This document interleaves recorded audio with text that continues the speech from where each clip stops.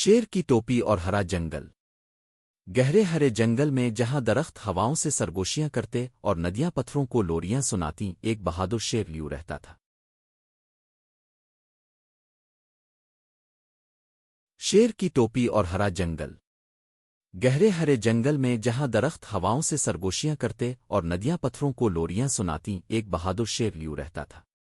مگر وہ عام شیروں جیسا نہیں تھا، کیونکہ اس کے پاس ایک چمکدار سرخ ٹوپی تھی۔ یہ کوئی عام ٹوپی نہیں تھی۔ ایک مسافر نے اسے جنگل کے کنارے کھو دیا تھا، اور لیو نے تجسس سے اسے اٹھا کر اپنے سر پر رکھ لیا۔ یہ پہن کر وہ خود کو خاص محسوس کرنے لگا، طاقتور، شاہانہ اور تھوڑا شرارتی بھی۔ جنگل کے دوسرے جانور بھی اس ٹوپی کو پسند کرتے تھے۔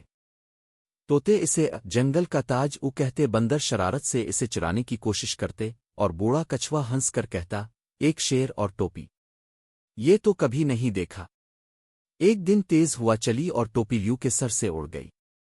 وہ درختوں کے اوپر چلی گئی اور نظروں سے اوجھل ہو گئی۔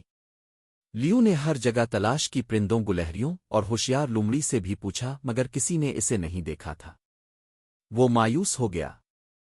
پھر ایک چھوٹا سا سفید خرگوش اچھلتا ہوا آیا، ٹوپی اپنے ننھے پنجوں میں تھامے۔ اس نے شرماتے ہوئے کہا، یہ میں نے ندی کے کنارے پائی ہے۔ لیو مسکرایا اور شکر گزار ہوا۔ لیکن اس بار اس نے ٹوپی خود پہننے کے بجائے آہستہ سے خرگوش کے سر پر رکھ دی۔ اب سے یہ ٹوپی جنگل کے سب سے بہادر کو دی جائے گی۔ یوں وہ سرخ ٹوپی ہمت کی علامت بن گئی اور نسل در نسل جنگل کے سب سے بہادر جانور کو سونپی جانے لگی۔ اس کی کہانی درختوں کی سرگوشیوں میں ہمیشہ کے لیے بستی رہی۔